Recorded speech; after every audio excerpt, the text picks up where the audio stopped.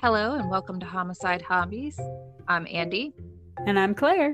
and we're here to talk about some of the disturbing things that go on in the world, past and present. We feel like not knowing doesn't mean the crazy doesn't exist. So we're going to scar you with the knowing. Enjoy. Today we're going to talk about Leslie Allen Williams, who's a dude. Don't get confused by Leslie. He's a serial killer, a rapist, and will dabble in some corpse fucking in Michigan, 1991 to 92. So Leslie was born in July 1953. He would grow up to be 5'10" and 200 pounds. So just to give you an idea, he's not a little feller. Is he squishy, 200 plus pounds, or is he muscle? No, he reminds me of the guy off of the movie The Office that does that's my stapler. Where's my stapler? That guy? Only not that big. But anywho, I would say he was always squishy, but it's still 200 pounds moving is a lot. Yeah. But anywho, he would be sexually abused, just regular old abuse, and neglected as a child. Not entirely sure who was doing the sexual abuse at all the times, or if there were multiple people. That's sad. Yeah. But his father hated him. Now, his name is Lyle Williams Sr. I'm only telling you his name because his mom's married 3 times. So one of which was married to his dad.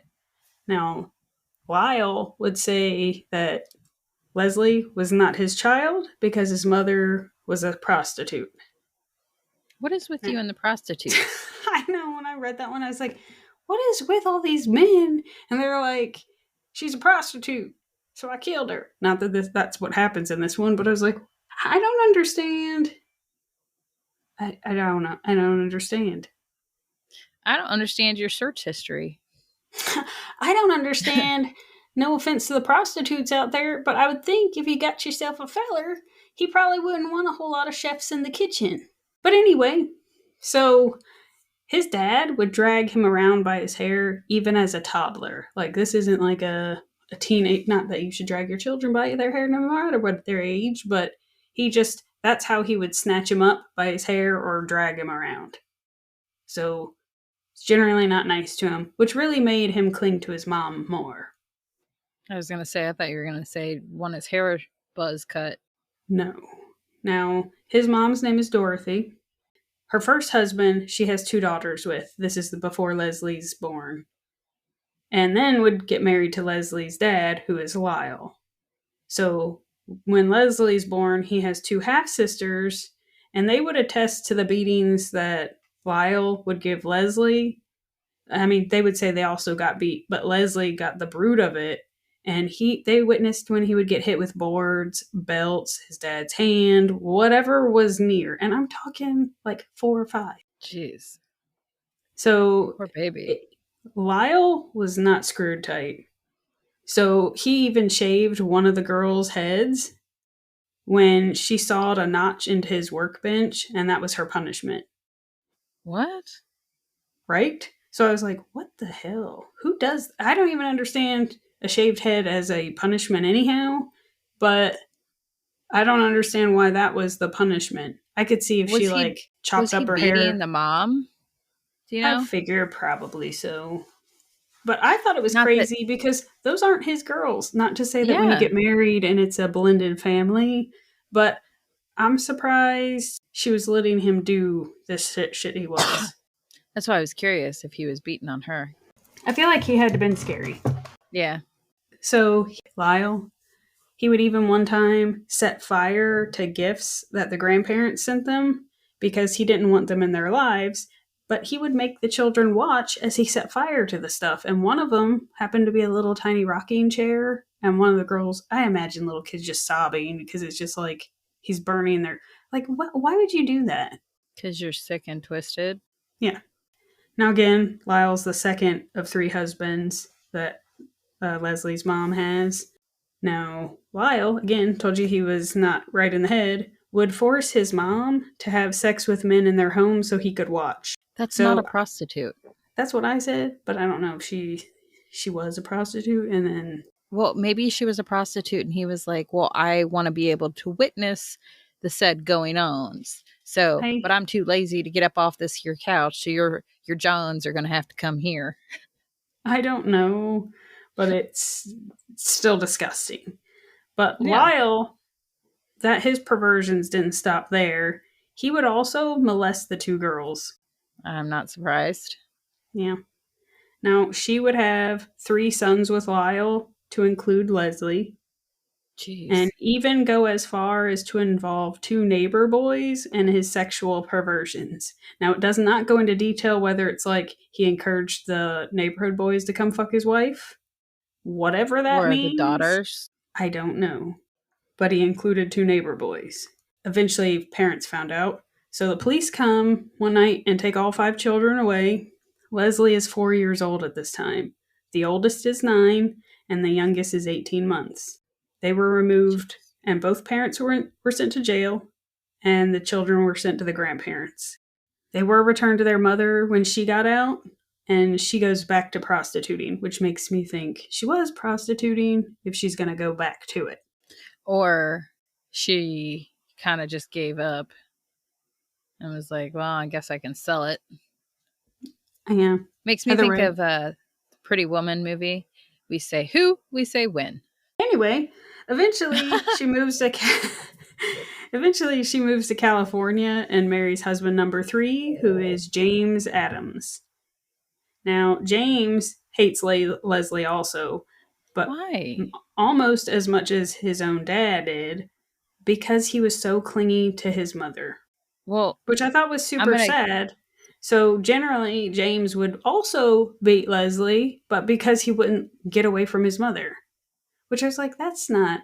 So that poor little boy's been through so much. She was taken away and then given back. Of course he's stuck up her butt.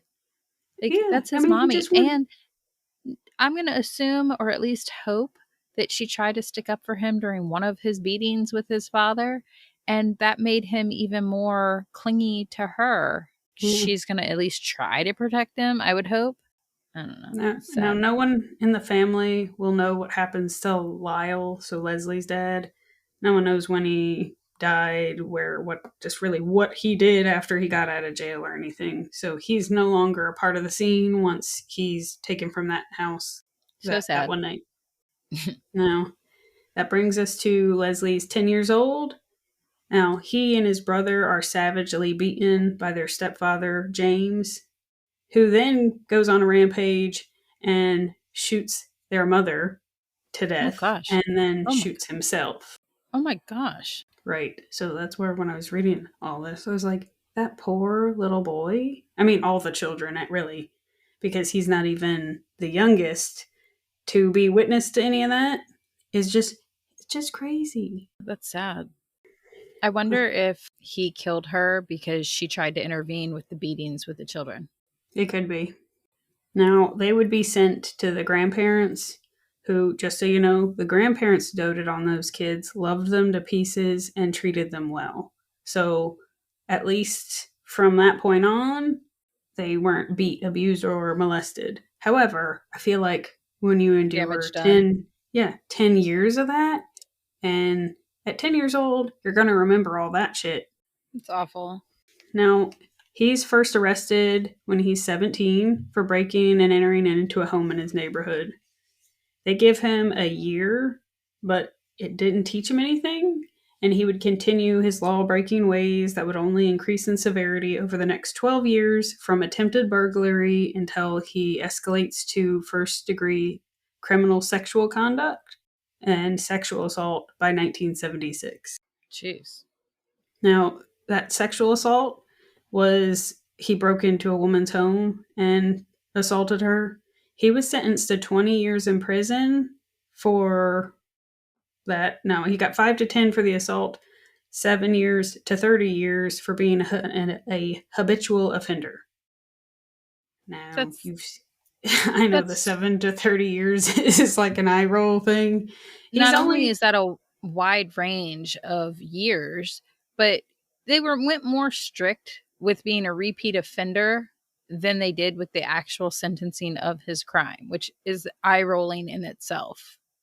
Right. I was just like, he broke into her home. Like, what the fuck? Yeah, Now, because he's such a good boy in prison, he only serves 8 before he's out on parole. of course. Let's Now, try again.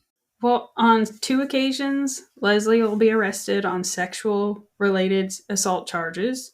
He'll plead guilty, serve time, do this bounce in and out bullshit of being on parole, back out. We are definitely following through with the whole try again here, but I can already see, I mean, I know it's homicide hobbies, but you can already see the pattern of he keeps getting convicted because he's leaving his victims alive, which means he's only going to escalate to murder because he's less likely to get caught. It's Well, that will make you check this one out because one of the assaults occurs just 2 weeks after his parole from prison on another assault conviction, right? But the mhm. victim doesn't want to testify, regardless of the fact that they can prove it was him. So they don't charge him with anything. So I feel like that's when he realizes shit, if there is no witness, if there is no victim, there is no crime, is what Wow. I figured. However, all those arrests and back and forth in prison, he'll be paroled 3 times by August 15th, 1990, after recommendation from the prison therapist that he should be released. I hope that guy gets caught in a dark alley with him. Now, that made me curious. In order to get parole, an inmate will earn disciplinary credits called good time by following prison behavior rules. Now, by doing this, they can shave off up to 20% of their sentence. Then officials will write parole eligibility reports outlining the inmate's conduct, progress, and any violations, right? So, Mhm.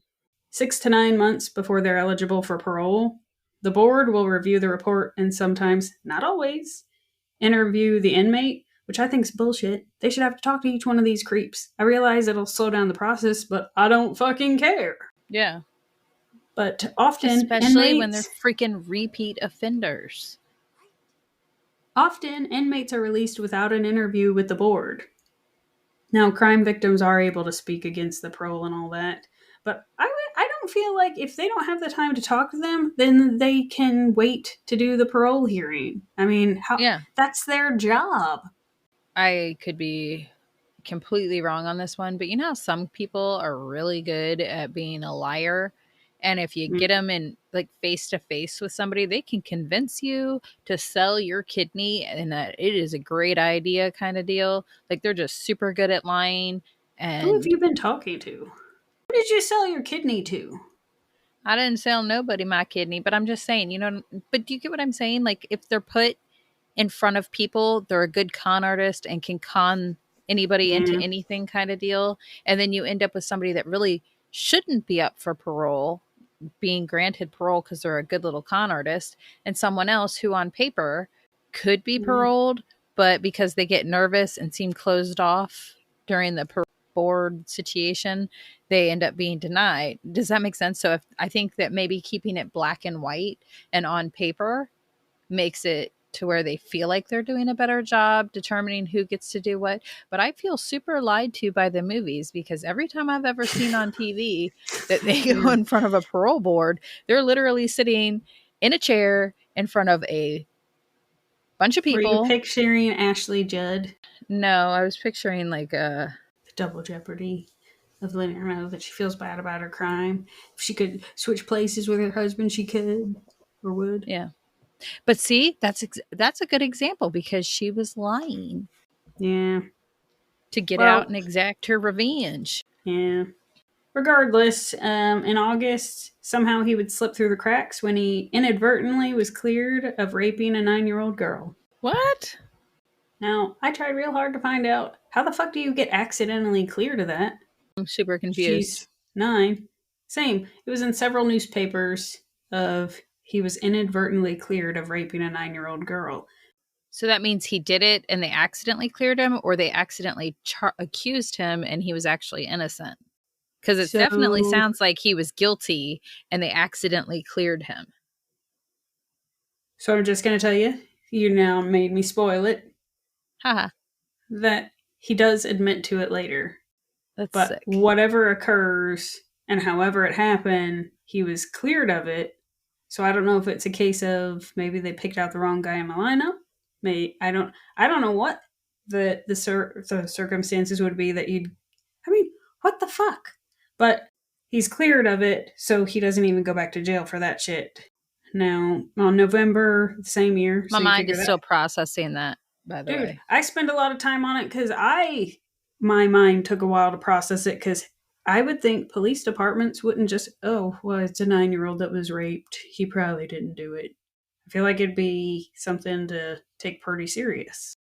My mind is blown right this second, but if you want to carry on with the case. That happened in August. So in November the same year, a woman in her 20s stops to use a payphone at a gas station. And for those youngins out there that shouldn't be listening to this if you're under 18, a payphone is one of those things that you put change in to use because you didn't have cell phones. Anyway, so she stops at a gas station to use the payphone when a man runs up from behind her, grabs her, and tells her he's got a knife. Now, the woman fights back, which gets the gas station attendant's attention and scares the man, and he jumps in his car and drives off. Fortunately, they write down his license plate. Oh, good job.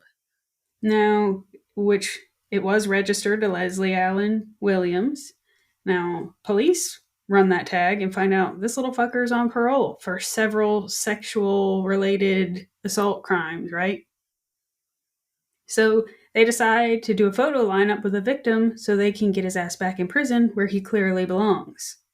Now, the victim never shows up to the police department to identify Leslie, so they call her, make an appointment to come out to her house to make it super easy for her. When they arrive there, the woman and her mother refuse to cooperate even after the police plead with them to just point him out. Just point him out. They'll do the rest, and then they can keep him from doing that to someone else. Now, How her old and her was mother, she? she's in her 20s. I don't understand that. I'm like, I get it, but I don't. So Like, her I and don't her mother understand. will say that it wasn't their problem. It 100% was their problem. She's I, lucky that right. things didn't go worse for her. I was super upset by that one, not to victim shame. However, if you don't say anything, you're going to continue to be a fucking victim yourself. Not Like, only that, but then you're letting this person that attacked you, and you very luckily and very barely escaped the clutches of this individual. You're leaving him on the streets to go attack someone else.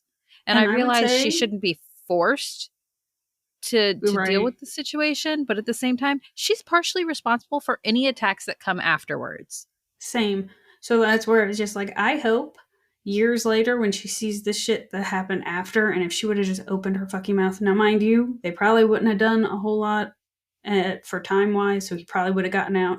However, we don't know that. Well, let's just pretend like you're not about to tell me that he turned around and within a couple of months went and assaulted somebody else, since that seems to be the track that he's on, because that person would not have been attacked because he would have been in jail. It would have prolonged his attacking. It would have added something to his record. And since they seem to want to give him more time for being a repeat offender, um, anyway, continue. I don't like your case. I don't like it, not one bit. I know. So he's out a total of 9 months before he would attack 18-year-old Cami Villeneuve in her home. Again, this Wait, shit why was pisses he me in off. jail? Okay, he goes in and out of jail for like the breaking and entering and the assaults, the Okay. stupid shit. So he doesn't, and then he does his little batty in his eyes. He knows how to work the system and behave in jail, and you're going to reduce your time. And if you plead guilty and act all sad, they also give you a more lenient sentence. So he just learns how to navigate it. Now he attacks Cammy in her home. He would then rape and then kill her and bury her body in a shallow grave that he dug. Now, Cammy is reported missing. Leslie is working at a gas station at the time, which I thought was really weird considering he attacked a lady at a gas station. So I don't know if he was thinking that was a way to prowl, Maybe. but I just thought it was weird that it was mentioned he was a gas station attendant. Now, that was Or September 4th. Huh? this is in the 90s at this point. Yep, 91. So it could also be because he is a repeat offender and has quite an extensive criminal history. Finding any other sort of job is going to be real, real difficult because of his criminal history. Not saying True. that gas station clerks are, All are felons. yeah, but I'm just saying, like, maybe that Yeah, was he just didn't what have he a. thought he could only do. True. So that was September 14th. Fast forward to September 29th. Leslie will attack two sisters, Melissa Urban, who's 14, and her sister Michelle, who's 16. Now, the girls were walking on a country road not far from their home. It was like a Sunday evening. And the girls would typically walk that road together after dinner because they were really close. Like the parents would say that summer they bonded really closely. Like the younger one was about to go into high school and they would just chat, talk about boys. They had a lot of the same hobbies. So they spent a lot of time together. So they're just walking down the road like usual when Leslie pops out and attacks them by knife point. He then proceeds to rape and kill both girls, then put their Oh, bodies in gosh. the car and drive them to a secluded area where he dug two shallow graves. Now, before putting them in the ground, he does have sex with their bodies. Ew. Now, the girls are obviously reported missing immediately, but police didn't have any witnesses that there was an abduction or anything like that. So they list the girls as runaways, and it's not until What? March. It's not until March that they consider expanding that search. That's sick. Right? How do you have parents who report they were good girls? It's not like they were rebels and frequently disappeared, but I thought that was super sad that the police jotted it down that they were runaways. Shame on them. Mm-hmm. Those poor parents. Now, this one is one of the things that I thought was super sad, but not that this whole case isn't super sad, but for weeks after their disappearance, there would be reports of sightings. Like people would call their house and say that they saw the Oh, girls. So their dad would pack up their younger brother, that way he didn't leave him, and run out there and go check to see if his girls were there. And because he was trying to keep up his hopes that they were out there, that he'd find them, that they just got somehow lost or disoriented or whatever to just keep the hope up, poor which I guy. thought was just so sad. All these people saying they spot them. I hope that they actually thought they spotted them rather than people just being assholes. So sad. I know. I feel really bad for their family. Them too. I mean, I know they're dead, Well, but but they lost both God, their girls. it's awful. And then the police didn't help them at all. Yeah. Which I can kind of, not to take the side of saying that when somebody goes missing, that they decided to walk off on their own. But I could also see where when they come out there, it doesn't look like there was an abduction. But I'd like to know how many runaways don't bring any of their shit. That I doesn't think that make should have been sense. like so not a runaway. They literally left everything. And how many times did we pack random weird shit to take outside? If we were going to run away as children, we would have packed something. Right? The fort in the backyard, the eagle's nest, we always had weird stuff in there. I know. That's why I'm saying, I was like, when I read it and I was like, that is so sad that they listed them as runaways. It really is. Like the But, police department, if that were now, they would get sued and they would deserve it. well, so I kind of understand the whole, they had no witnesses. They had no, there was So no what? area that there was a scuffle. However, I still stand by, but nothing was taken. These were good girls. I So call why would bullshit. they just up and disappear? No, it's bullshit. Because if the girls were walking and they were out and about, they don't know at which point they were, like, where on the country road that they were grabbed. But if they were assaulted and stabbed with a knife and murdered, there is going to be blood somewhere, which means the police walked out to the house and they looked around. They were like, well, it doesn't look like anything crazy happened here. They just ran away. There was no effort put behind it, it sounds like. So he Because doesn't if stab. He doesn't stab the girls. He does say he smothered them. it doesn't So matter. other You can't tell than me there wasn't some kind of, I, like, so you're telling me anybody that gets snatched off the side of the road or goes missing without a trace, the police have the right to just be like, oh, nope, they probably just ran away. No, fuck that shit. They well, were that's what I'm walking down a saying. road. I don't like your case. Too many I told children. you. I told. It's like you Now picked this case out just to mess with my it sure brain. wasn't. I can tell you. we're getting to the part that I read and decided to research. And then when I started to research the other victims, that I was like, oh. And then when I researched his childhood, I did that. Oh, yeah, Andrew is not going to like this one at all. I'm going to do it. So you have issues. My So issue is children being abused, neglected, raped, and murdered. And you're like, yes, it checks all the boxes to mess with my sister's head. Well, I'm not gonna lie, I like when you get all wound up. But It makes my heart sad. just like we say in our intro, just because you don't know about it doesn't mean it's not happening. So we're just raising the awareness of the fuckery that goes on. Yeah. Now, 5 months later, well, that brings us to January 4th, 1992. Leslie will abduct 15-year-old Cynthia Marie Jones from a park by knife point. Now, she was there with her boyfriend in that park. Oh. Leslie ties her boyfriend to a tree, then makes off with Cynthia, where he rapes her and stabs her to death. And just like all his other victims, he will bury her in a shallow grave. But the boyfriend was left alive? Yeah, so I thought that was super weird that he tied boyfriend to the tree.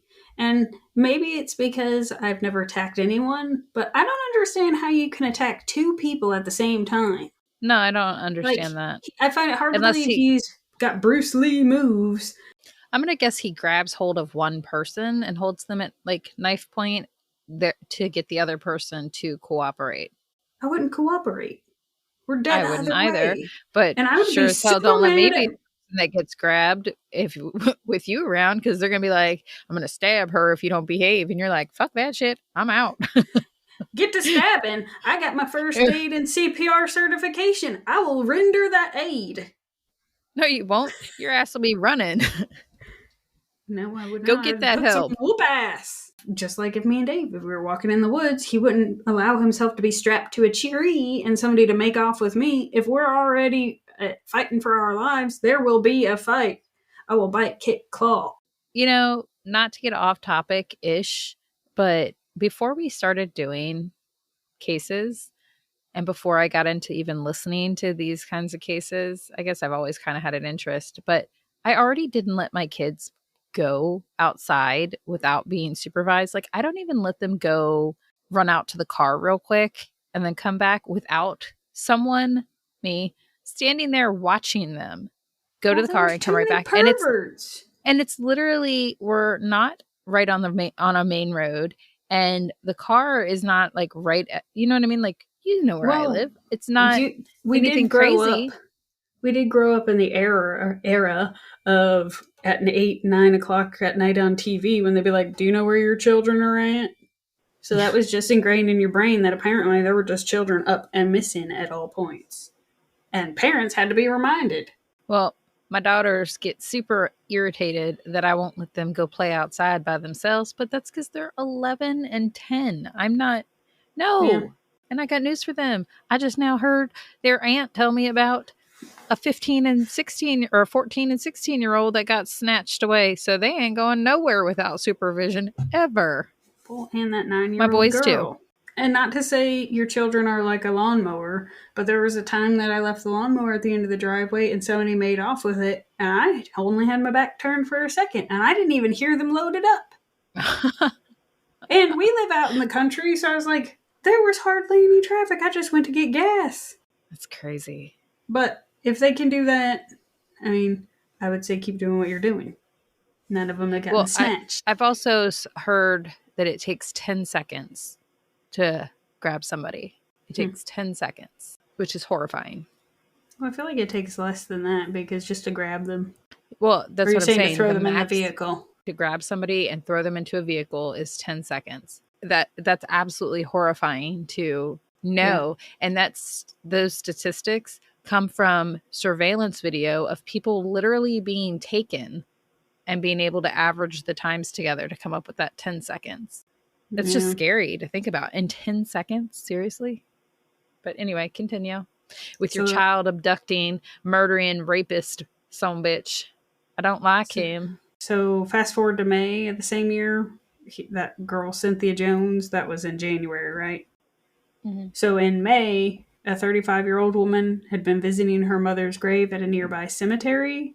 And as she knelt down to place the wreath on her mother's grave, out pops Leslie. He attacks and Oh, overpowers her. He then ties her what? up and shoves her into the trunk of his car, all while telling her how he's going to rape the shit out of her and then kill her. What the fuck, Claire? Dude, I know, because That's I was like, I can't even imagine being in a state of grieving, being focused on something. You shouldn't be attacked and raped in a goddamn cemetery. Not to say that there are areas that you should be, but I feel like your guard would be down because you're talking to your mom, that you're doing, like, you're you're placing a grieving. You're wreath. focused on something else. Yeah, you're placing a wreath on your mother's grave when she's attacked and overpowered and told that she's going to be raped and killed. Now, fortunately, a witness, Carl Paulson Jr., calls the sheriffs to alert them of what he thinks he just saw and a description of the car. Because I don't blame him if he's in the cemetery and he looks over and he's like, I feel like I just saw somebody shoved into a trunk. I could be wrong. However, I'm going to call this in. So I got to say, I love the shit out of this guy because he didn't sit tight on it and wait to see if anything comes of it. And then be like, oh, you know what? Now that I think about it, I done witnessed that, and I just thought I was seeing things. So Now, good job for him. If she survived, did she survive? Shh. Now, fortunately, the police department take his letting somebody know seriously. So a patrol car in the area spots the car and pulls Leslie over. Now, this is the part where I kind of wish that they'd be a little more clear. I don't know if they just put a description of a keep an eye out for a certain vehicle and just didn't say anything else. So the car is pulled over.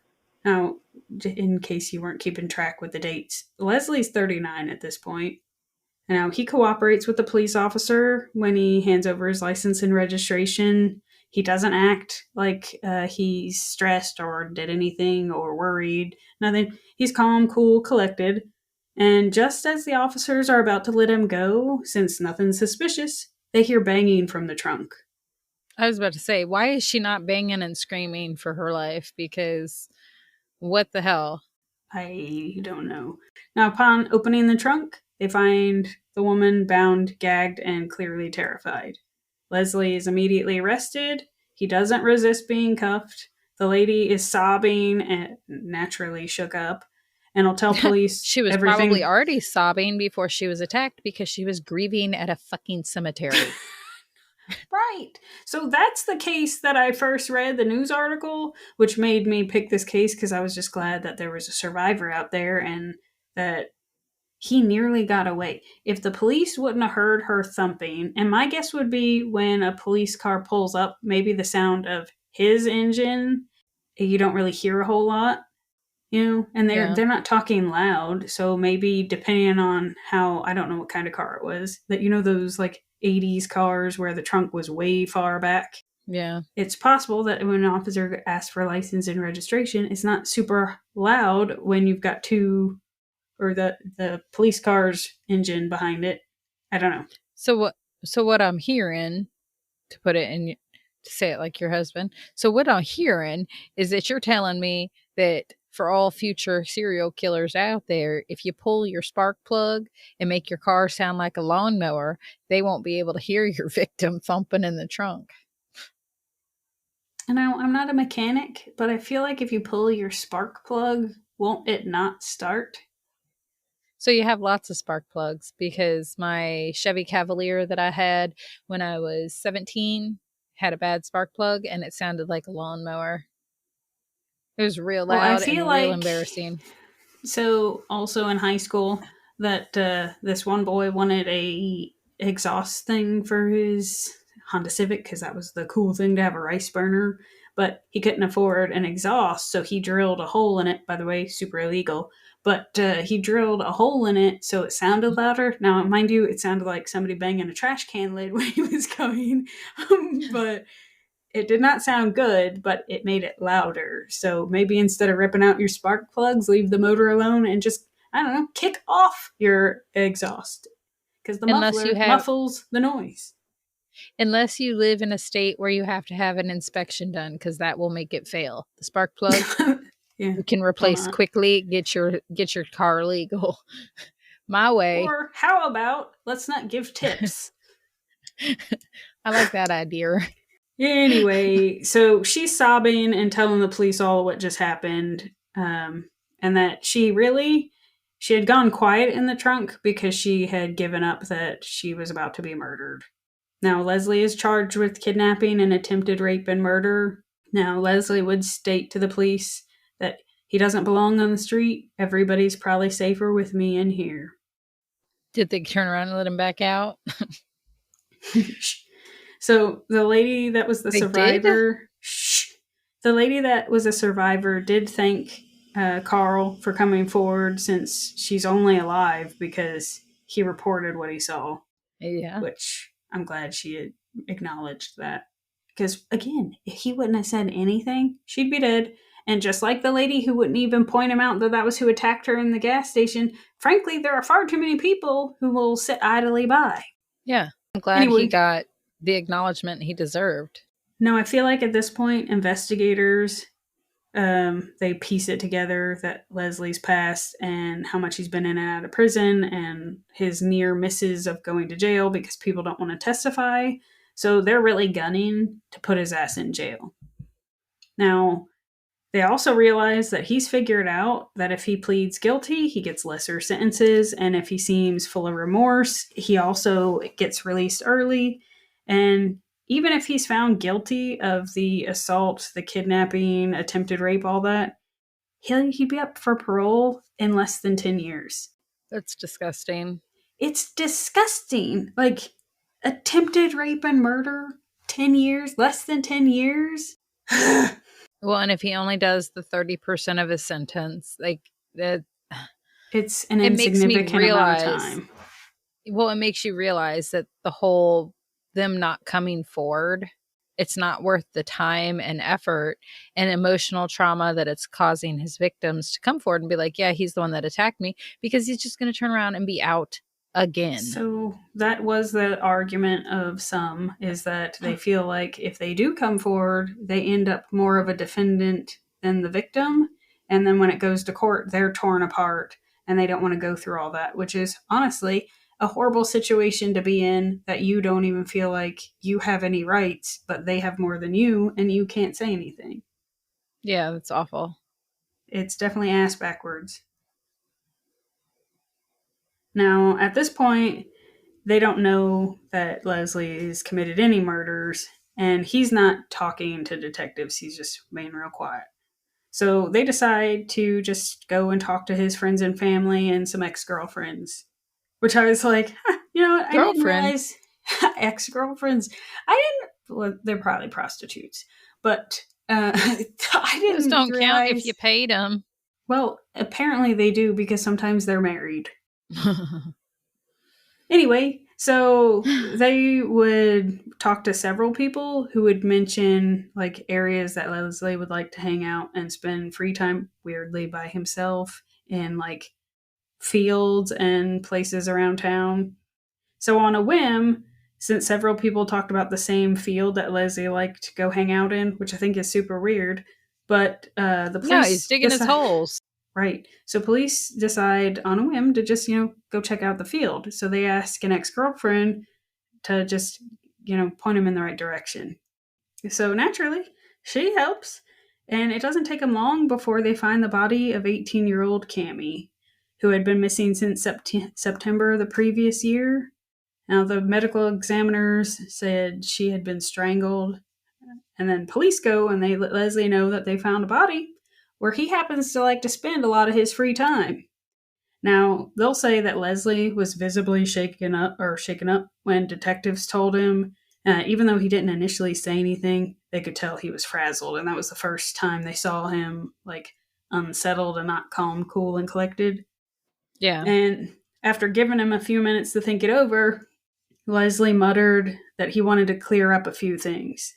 He then proceeded to confess to the 3 other murders that had been the reported disappearance of the gals, that had previously perplexed the sheriff's department. He also admitted to assaulting 7 other women over the last 2 years, one of which was that 9-year-old girl he had been cleared of. Oh my gosh. He then directed them to where they could find the other bodies. So the next day, the sheriff department goes out to the locations where he said, and they recovered the bodies of 16-year-old Cynthia Jones. She was in the same field as Cammie, so if they would have looked any harder, they would have found her on their own. And then they found the two sisters who he had buried in the cemetery where he plucked that lady up. Oh, that's sick. Which makes me curious if he was over there to go visit their bodies again. Or if he was just then burying them. Yeah. He could have been doing his necrophilia actions, and then when he was done, he decided to go bury them. Yeah. So Leslie is charged with 4 counts of first-degree murder.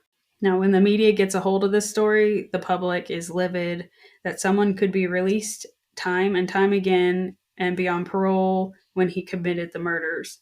Now, the police department would say his previous crimes had not been capital punishment crimes, which is why he was allowed out. They can't just imprison people for life for the crimes that he had previously been arrested for. Why the fuck not? I'm just telling you, that was their stance. Now, I'm just saying, I'm asking them, not you. They should. He's not learning his lesson. I get that people think that they can rehabilitate people that are screwed up, but I would say if you're a repeat offender, you're clearly not being rehabilitated. And we're not talking about he's trying a different crime. It's literally the same exact shit. well, that's what I'm saying is I get the first time he was paroled because they thought maybe he was rehabilitated and all fixed and all better. But no, he continuously kept attacking people. He should have been locked up. They should have thrown away the key. They should have sent his ass to fucking China and let them execute him along with their other 7,999 people a year. Because he does not deserve to breathe air. I agree. So he would plead guilty for all 4 murders and would be sentenced to life in prison without the possibility of parole. Now, his attorney would argue that he wasn't a monster, but his acts were monstrous. To which I eye-rolled. Would go on speaking for his client and say, he's hoping that someone will learn from his mistakes and won't let this happen again. There is something mentally wrong with his attorney. I get putting on your best defense, but no, this isn't a game. This isn't a check the boxes of whether or not he wins or loses a case and yada, yada, blah. If that was his daughter or his niece or his sister or anybody in his family, he would not be saying that garbage. That is the stupidest thing I've ever heard in my life. And this case is making me very angry. So he would go on to speak for his client and say he's hoping that someone will learn from his mistakes and maybe this won't happen again. If some of the victims had come forward, he might have been arrested sooner and caught sooner, and there would have been fewer people harmed. To which I was like, did you really just blame your victims? He just victim shamed all his victims? I'm not gonna lie, I had some turmoil going on because the fuck you're blaming because they didn't come forward, and then I was like, there were 7 ladies who didn't. But then I think of the 9-year-old that they cleared him of. No. This whole thing was fucked up. Now you're gonna really like this one. Judge Gage would also say he did at least one kindness, to which I did like a what? What's that? He did what? What? He did at least one kindness, letting the family begin the healing process and getting this over with. To which I was like, what is wrong with the people in Michigan? I think the water problem started in the 90s. Yeah, no. They all drank the Kool-Aid up there. This isn't right. No, well, the fact that, here's a thought. Give time to process your wordings because he gave them a kindness by letting them start the healing process to get this over with. You'll never get over the loss of your murdered children. No. Now, he might have pointed out the bodies, and I guess he didn't have to confess, so they could have been left wondering, but that's not a kindness, jackass. Well, here's a thought. After they found the first body, if they had checked the field more, they would have found, like you said, other victims. So, now, I don't know. Maybe they could do their job just a tad bit better. No, the confession and all that, without that, I don't think they had anything to tie him to it. So if he wouldn't have spilled the beans, he probably would have gotten away with it.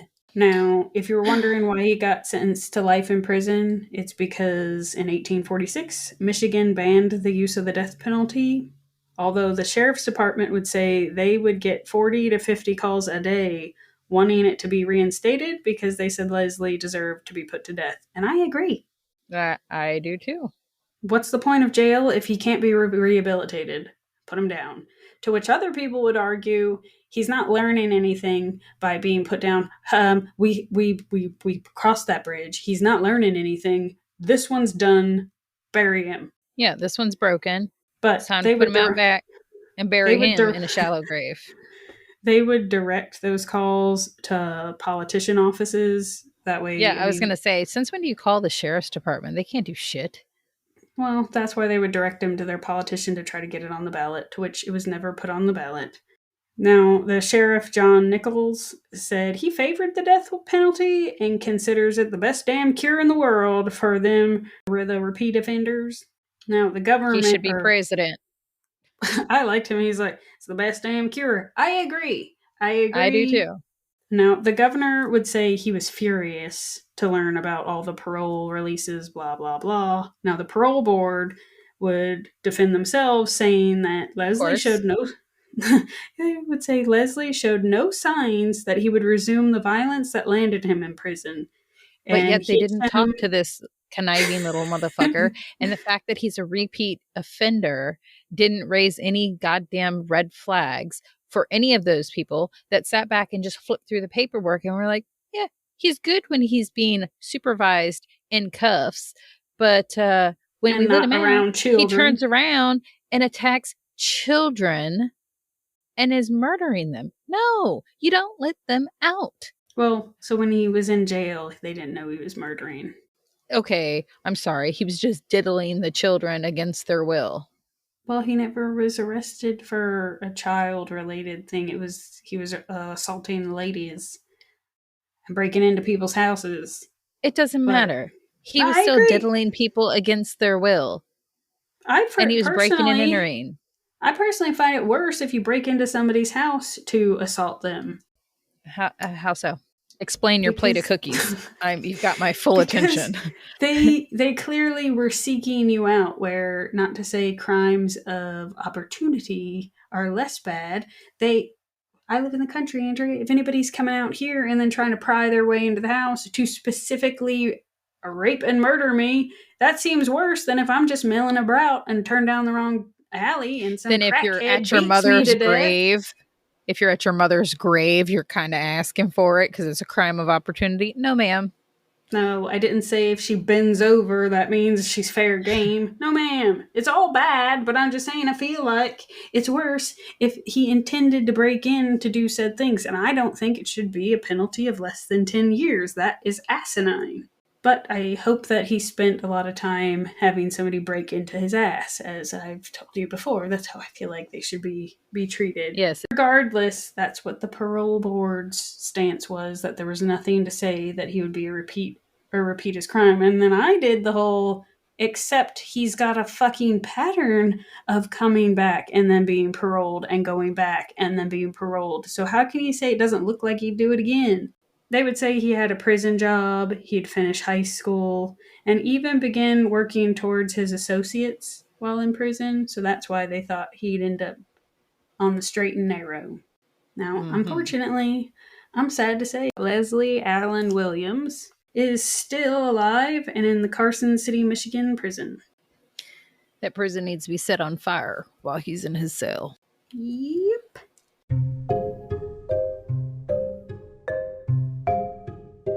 We hope you enjoyed today's episode of Homicide Hobbies. If we made you laugh, if we made you cry, or if we mind-fucked you for the day, then we thank you for listening. Please write a review on whatever you're listening to us on. Tell your friends, tell your family, tell your coworkers. We're freaking awesome. And join us next week for another episode of Homicide Hobbies. I'm Andy. And I'm Claire. That's all we've got.